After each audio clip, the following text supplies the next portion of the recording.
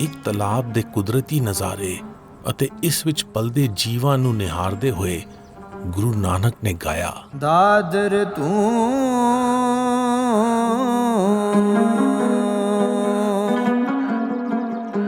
ਕਬੈ ਨਾ ਜਾਨਸ ਰੇ,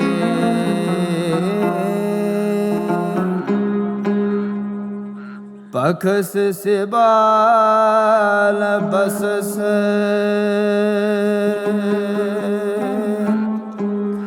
ਨਿਰਮਲ ਜਲ।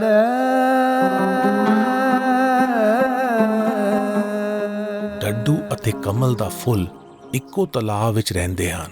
ਇੱਕ ਪਾਸੇ ਕਮਲ ਹਰ ਤਰ੍ਹਾਂ ਦੀ ਨਾਪਾਕੀਜ਼ਗੀ ਤੋਂ ਨਿਰਲੇਪ ਰਹਿੰਦਾ ਹੈ ਅਤੇ ਦੂਜੇ ਪਾਸੇ ਡੱਡੂ ਗੰਧ ਭੋਗਦਾ ਹੈ।